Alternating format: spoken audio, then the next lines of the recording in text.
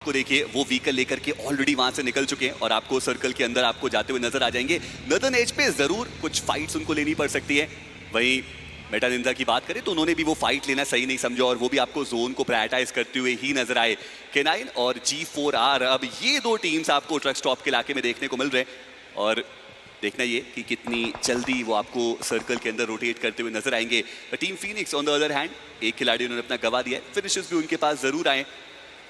छोरेपर्स circle के अंदर उनको भी जाना पड़ेगा।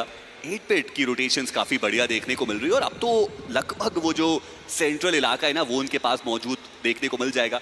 वो एक बड़ी सी पहाड़ी, उसके फुट हिल्स पे आपको 3 खिलाड़ी देखने को मिल जाएंगे और ये एक बढ़िया पोजिशनिंग, यहाँ से एक बड़ा मुकाबला जरूर बनाया जा सकता है। वही फिनिक्स जिनकी हम चर्चाएं कर रहे थे, उनके पास ईस्टर्न एज देखने को मिल रहा है और अभी भी 2 खिलाड़ी हैं जो सर्कल के बाहर मौजूद हैं।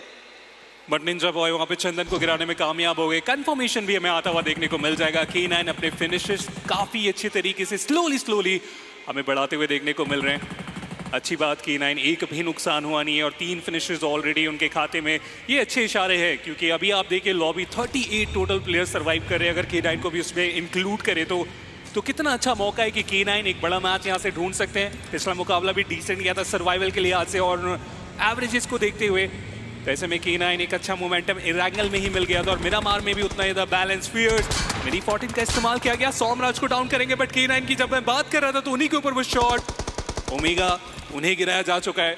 रिवाइवल की जरूरत और सबसे बुरी बात, वक्त कोई बहुत ज्यादा है नहीं इनके पास। और हिटमैन को आप देखिए, उन्होंने वो 2 नॉक निकाल दिए, वो अपनी टीम का बदला लेने के लिए यहाँ पर आए हैं, पर ज्यादा देर तक तो वो भी सरवाइव नहीं कर पाए और प्ले जोन का वो शिकार यहाँ पर हो चुके हैं। बट K9 अब देखना ये कि वो आगे कैसे बढ़ेंगे। दूसरी तरफ शयान, उन्होंने एक नॉक निकाला।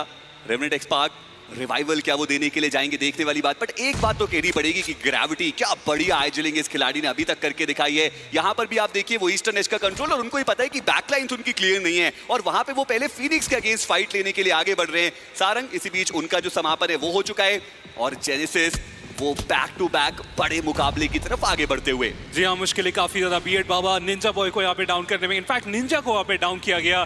कंफर्मेशन भी में आता हुआ देखने को मिल जाएगा और सबसे बुरी बात रही है रेवेनेंट एक्सपार्क के लिए कि जो खिलाड़ी जहां भी नॉक हो रहे हैं दूर दूर तक वो हमें बैकअप देखने को मिल नहीं रहा है और यही रीजन रहा कि पहले रॉनी को गवाए, फिर निंजा को गवाए, सारंग को गवाए और अब एक लौते खिलाड़ी शैडो जो कि सर्कल के सेंटर के आसपास है। सर्वाइवल पॉइंट्स मिल सकता है, एवरेजेस निकल सकते हैं। बट रेवेनेंट एक्सपार्क सेमीफाइनल में जो डोमिनेशन था उसकी हल्की फुल्की भी झलकियां भी देखने को मिली नहीं है। बट हंटर इन्होंने कमाल किया, ग्रेविटी उनका यहाँ पे साथ मिला। फिनिक्स जो कि ऑलरेडी आउट नंबर थे, उनकी मुश्किलें यहाँ पे बढ़ती चली जा रही है। कंफर्मेशन आएगा और फिनिक्स ई स्पोर्ट्स 11वें स्थान पे उनका हुआ एलिमिनेशन। और दूसरी तरफ 8-बिट उनकी मुश्किलें ही बढ़ती हुई और फियर्स को आप देखिए क्या बढ़िया मिनी का इस्तेमाल उन्होंने आज के दिन पे करके दिखाया है और वो शॉट्स के कनेक्शंस भी मल्टीपल हमें देखने को मिले इस मुकाबले के अंदर। पर अभी के लिए इनसीडियस उनको बचाए नहीं जा पाएगा। सॉम की बात करें, मुश्किल है उनका भी बच पाना और ऐसे में सुपर पावर 8-बिट की अब उनको कुछ कमाल दिखाना पड़ेगा। शॉट्स वहां पे लिए गए बट माफिया के ऊपर वो उतने बेहतर कनेक्शंस देखने को मिले नहीं है। और वही टीम फॉरएवर की बात करें तो उनको भी ना सर्कल के अंदर अब आना है और फाइनली उन्होंने वो जगह बना ली है। थंडर वो धीरे धीरे आगे आते हुए नजर आएंगे पर एकेओपी वो प्ले जोन का शिकार होते हुए नजर आए। हमने इस बारे में चर्चा भी करी कि ओरंगुटन ने काफी लेट अपनी रोटेशंस को एग्जीक्यूट किया बट शैडो जो आखिरी खिलाड़ी बचे थे उनका समापन और उसी के साथ रेवेनेंट एक्सपार्क 10वें पायदान पे बाहर। कुछ खास अच्छा मुकाबला उनके लिए साबित हुआ नहीं और ऐसे में 8-बिट क्या यहाँ से वो कुछ पॉइंट्स निकाल पाएंगे। इस पावर को भी यहाँ पे गिराया जा चुका है। फियर्स मिनी 14 के साथ ये तीसरा नॉक हम देख रहे हैं और ये आसान नहीं होता है जिस तरीके से वो बैक टू बैक नॉक्स निकालते चले जा रहे हैं क्योंकि अभी तक मैंने बहुत ही कम ही खिलाड़ी को देखा है कि मिनी 14 से इस तरीके से वो डाउन करते चले जाए। बट काम उनका भी समाप्त हुआ नहीं है। दूसरे एंड पे अगर आप देखिए K9 मुश्किलें थोड़ी देर पहले बढ़ी थी और उनकी मुश्किलें बढ़ती चली जा रही है। बट उसके बाद ये जो ग्रेनेड था वो अपना काम यहाँ पे करके जाएगा। माफिया 8-बिट का सफाया करेंगे इस मुकाबले से। बट ओमेगा अब उनको एक फाइट लेनी पड़ेगी। डियोनिसिस यहाँ पे मौजूद, आईजीएल वर्सेस आईजीएल की वो बैटल और डियोनिसिस उन्होंने ओमेगा को डाउन किया। व्हीकल के अंदर ओमेगा बैठ के शायद यहाँ से अपने आप को रीपोजिशन करने की कोशिश कर रहे थे बट रेकनिंग उनके मात्र एक ही खिलाड़ी बचे हैं। अच्छी बात है कि डियोनिसिस टॉप 8 में आ चुके हैं यानी कि यहाँ पे भी वो फिनिश होते तो एक प्लेसमेंट का पॉइंट तो मिलेगा लेकिन उन्होंने सबको भी डाउन किया। एक 1v3 का चांस, निंजा बॉय उनका भी समापन। डियोनिसिस वो एक थंडर स्टॉर्म बन के आए और K9 को निकाल दिया है मुकाबले से बाहर। अभी भी यकीन करना मुश्किल हो रहा है क्योंकि उनके पास हाँ लोअर ग्राउंड था लेकिन वेपन तो आपके पास भी था। उसका कुछ खास वहां पे फायदा उठा के वो जा नहीं पाए। But wild fang true ripper के बहुत ज्यादा आसपास आ चुके हैं, कियो ने यहाँ पे गिराया जा चुका है, सैप बहुत ज्यादा आगे जाते हुए टीबेस के साथ जली को डाउन कर सकते हैं और उन्होंने काफी आसानी से वहां पे मुश्किलें खड़ी की है। लेकिन ये ग्रेनेड मुझे लगता है कि ट्रू रिपर्स की मुश्किलें और ज्यादा बढ़ा सकती है और वो मुश्किलें बढ़ाएगी भी। यहाँ पे वाइल्ड फैंग बिल्कुल वाइल्ड हो चुके हैं इस मिरामार में और ट्रू रिपर्स की मुश्किलें बहुत ज्यादा बढ़ती हुई। अभी के लिए ऐसा लग रहा है कि इनको रोक पाना बहुत मुश्किल। फियर्स वो 4 फिनिशेस के साथ, सैफ 3 और ट्रेस गॉड अभी तो उनकी गन चलना बाकी है। आप देखिए जोन का क्या बढ़िया कंट्रोल अभी वाइल्ड फैंग्स के साथ मौजूद हमें देखने को मिल रहा है। और ऐसे में जो बड़ी चुनौती है वो जेनेसिस उनके लिए हो सकती है। जैप उनका एक शॉट जहां पे थंडर को डाउन किया गया और टीम फॉरएवर अब वो थोड़ा सा और कन्फाइंड स्पेस पे जा रहे हैं। पूरा नॉर्थ ईस्टर्न जो एरिया है, हल्का सा वो एरिया जो अभी टीम फॉरएवर के पास देखने को मिल रहा है। जेनेसिस 4 खिलाड़ी सरवाइव करते हुए बड़ा जो कंट्रोल है वो उनके पास मौजूद, और वहीं रेकनिंग के डियोनिसिस वो अकेला खिलाड़ी अपनी टीम को टॉप 5 तक लेकर के आ चुका है।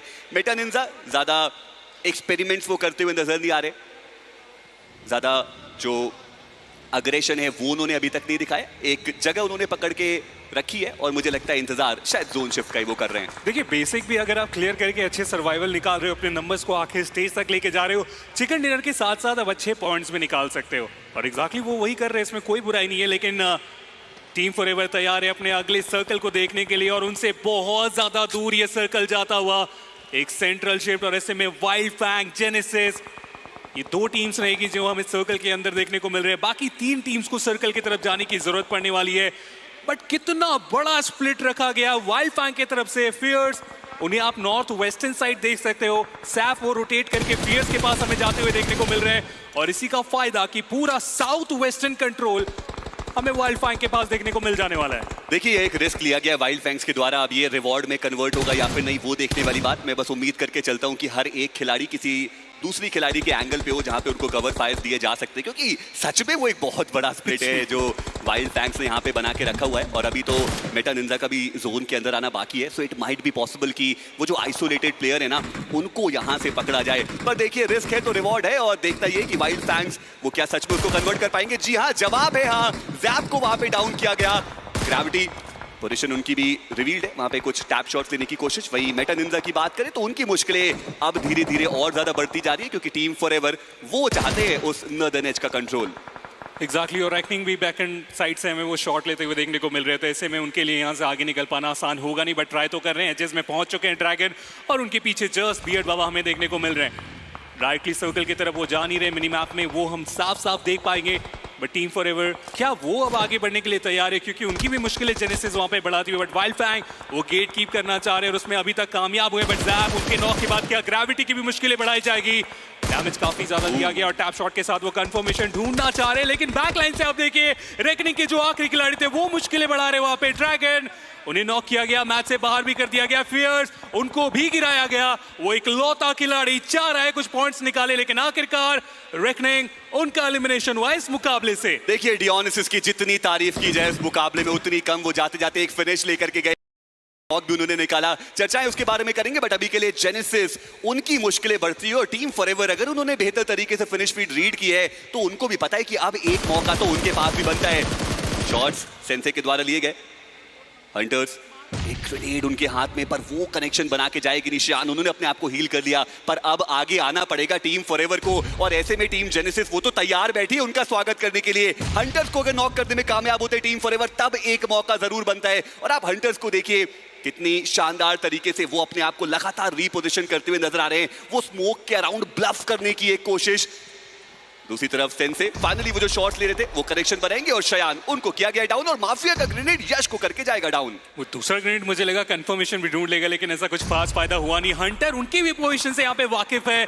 टीम फॉरएवर सर्कल के एज से ही जिनको सबसे ज्यादा मुश्किल होना चाहिए था, उनकी मुश्किलें यहाँ पे थोड़ी आसान, क्योंकि जो हाइट मिला है उसके बैकलाइन से वो इन्फॉर्मेशन और उसके बाद वो ग्रेनेड, जिसका फायदा टीम फॉरएवर अपने 3 खिलाड़ियों के साथ आगे बढ़ने के लिए पूरे तरीके से तैयार है। 9 टोटल फिनिशर यहाँ पे निकाले जा चुके हैं और माफिया अकेले के 7 फिनिशर निकाले हैं। इतने तो टीम के फिनिशर नहीं है जितने माफिया निकाल के जा रहे हैं इस मुकाबले में। और अभी भी वो आगे बढ़ते हुए एक खिलाड़ी आगे गया व्हीकल लेके बेट करने के लिए, और फाइनली हंटर्स की जो पोजीशन है वो रिवील्ड है। कुछ शॉट जाएंगे और टीम जेनेसिस जो ऐसा लग रहा था कि शायद यहाँ से कुछ देर पहले वो चिकन डिनर लेके जा सकते हैं, उनका समापन। पर आप फिर भी कह सकते हैं कि कंसिस्टेंसी पे काबिज, क्योंकि पिछला मुकाबला बढ़ा गया और इस मुकाबले में भी 4 प्लेसमेंट पॉइंट और फिनिशेस भी वो काफी लेके गए हैं। पर अब वाइल्ड फैंग्स और टीम फॉरएवर के बीच की झड़प, जहां पे बियर्ड बाबा क्या वो कुछ निर्णायक नॉक्स यहां से निकाल सकते हैं, वो देखने वाली बात। सेंसे जो पोजीशन है वो पता है माफिया की, और वहां पे वो शॉट देते हुए नजर आ रहे हैं। माफिया उनको थोड़ा ओपन में जाना पड़ेगा, यहाँ पे मुश्किलें उनकी बढ़ेंगी, बट वो पलटवार करते हुए नजर आए। समाउ mafia still surviving. What, how is that possible? चलिए फाइनली सेंसे वो माफिया के ऊपर नॉक निकालते हुए नजर आएंगे। टीम फॉरएवर पूरी तरीके से बैकफुट पर, और ऐसे में अब बारी है वाइल्ड फैंग्स की अपने फैंग्स पे वो चिकन डिनर लेके जाने की। पॉसिबिलिटी बहुत ज्यादा हो चुकी है, क्योंकि ट्रेस बोर्ड वो यहाँ पे अगर आप देखें S12 के काफी अच्छे तरीके से इस्तेमाल किया गया। टीम फॉरएवर जो चाहते थे अच्छे खासे पॉइंट्स निकाल के जाए, चिकन डिनर निकाल के जाए, सेंसे वो कारण बना इस मुकाबले में, क्योंकि प्ले जोन के बाहर से वो एंगल बहुत खूबसूरत, और उसके बाद जो स्प्रे डाउन किया गया उसका नतीजा कि टीम फॉरएवर वो बैकफुट पे जा चुके हैं। बट बियर्ड बाबा उन्हें आप देखिए वो इंतजार कर रहे हैं। उन्हें पता है कि जल्दबाजी करने की कोई जरूरत नहीं, सामने जो 2 टीम कर रही है फाइट, उन्हें फाइट करने देते, बट काउंटर अटैक भी हमें आता हुआ देखने को मिल जाएगा। ट्रेस गॉड उन्हें गिराया गया, बट आखिरकार टीम फॉरएवर उनका एलिमिनेशन, और बियर्ड बाबा फाइनली वो दूसरा स्थान, वो 6 प्लेसमेंट पॉइंट अपने नाम करते हुए। स्टिकी बॉम्ब का बेहतरीन इस्तेमाल जो यहाँ पे करते हुए नजर आए वाइल्ड फैंग्स के प्लेयर। पर अगर बियर्ड बाबा ने वो फिनिश फीड रीड किए तो उनको पता है कि एक प्लेयर यहाँ पे अभी नॉक्ड है, और चलिए फाइनली उनकी पोजीशन भी रिवील्ड आउट है। सैफ के अगेंस्ट एक 1v1 की बैटल, और सैफ उनका निशाना बिल्कुल पक्का, और वाइल्ड फैंग्स वो लेके जाए।